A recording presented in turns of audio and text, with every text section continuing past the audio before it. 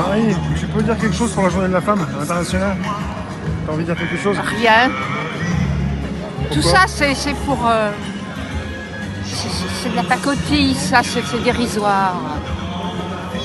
La journée de l'homme, la journée de ceci, la journée de cela. Mais non. Pour autant, il y a des Je gens veux qui dire, partent... pour être une femme, on n'a pas besoin d'une journée. Je veux dire, c'est tous les jours, la femme. Non, mais... Ah, ça me tue. Ça t'énerve un peu? Non, mais je crois que c'est stupide, tout ça. Si on croit que après, en instaurant une journée de la femme, que la femme, elle a tout gagné, elle a tout fait, elle est la meilleure, non. Je veux dire, pour être une femme, il faut faire ses preuves dans la vie, c'est tout. Il y a des gens qui partent manifester aujourd'hui pour la femme. Cela, je vais te dire, pour faire société, la société de demain, qui tienne debout, c'est foutu. Ces gens-là sont foutus, c'est bon, hein. Parce que bon, on se fait quoi, bon voilà. Voilà.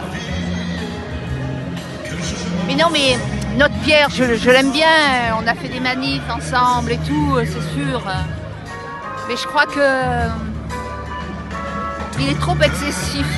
Il est trop excessif. Il se dépense en énergie alors qu'il ne faudrait pas. Tu vois? Il mélange tout. Je veux dire, il y a... C'est dingue. Mais c'est voulu, si tu veux. C'est voulu. C'est voulu. C'est-à-dire? Bah, c'est voulu, si tu veux. On nous balance tout ça, des trucs, des associations, etc., etc.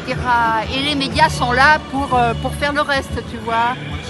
Et endoctriner la population. Voilà, donc... non, mais... De toute façon... C'est la journée pour les femmes. Je sais pas, je suis pas devin. Je sais pas ce qui va se passer. En tout cas, il va se passer des choses. Il va se passer des choses là où, dans le porte-monnaie, il n'y aura plus rien. Et que la banque, demain, va nous dire... Parce qu'une faillite, c'est ça. C'est l'arrêt des paiements, hein. Moi, je sais que déjà, Bercy, pour payer les fonctionnaires, nous, on recevait au ministère des Finances, le budget qui avait été voté, on recevait ça de Bercy.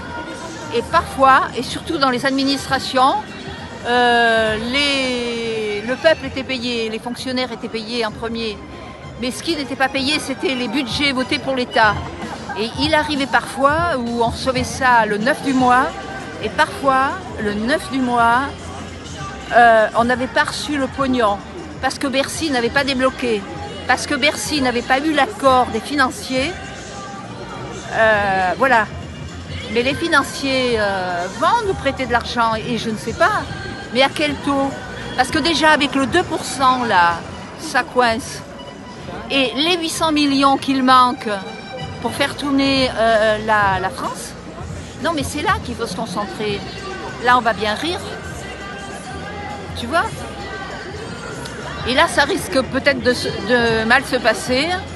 Alors, le chaos rêvé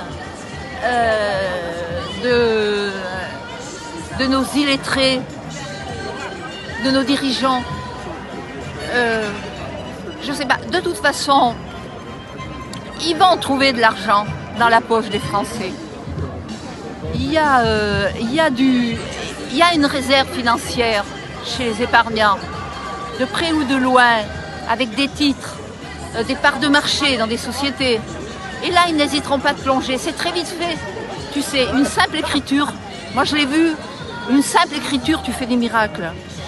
Donc, oui, mais ces 800 millions qu'ils ont besoin, ou qu'ils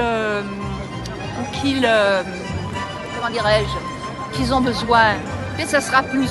Mais c'est uniquement pour qu'ils existent encore pendant 2 ans, ou le plus longtemps possible. Cet argent qu'ils veulent prélever, ce n'est que pour ce n'est que pour eux. Ce n'est pas pour aller faire la guerre. Ils le savent très bien. Ils le savent très bien.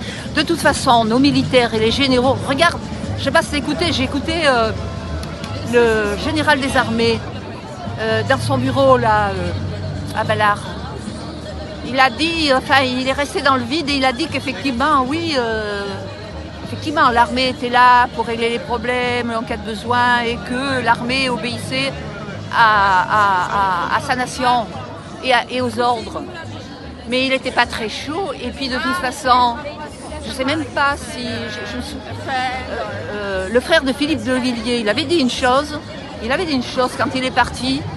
De toute façon, au jour d'aujourd'hui, l'armée n'est plus en capacité d'aller faire une guerre. Même une petite guérilla. Elle n'a pas la logistique, elle n'a rien, elle n'a pas les moyens financiers, elle n'a pas les hommes surtout. Donc moi la guerre, j'en ai pas peur. Par contre la guérilla et les razzias, tous les trucs comme ça. Bon bah écoute, on verra bien. Mais en tout cas moi cet été je vais partir là à Pâques. Et puis voilà, je vais essayer de rire un peu quoi. Enfin, de rire un peu, oui. Mais bon, je ne détiens pas la vérité. Hein. Mais le problème c'est que ce que je raconte c'est factuel. Et là on va être confronté au mur du réel. Le mur du réel c'est terrible. Hein. Et ça c'est vrai, je ne vois pas comment on peut s'en sortir autrement sans plonger dans des finances...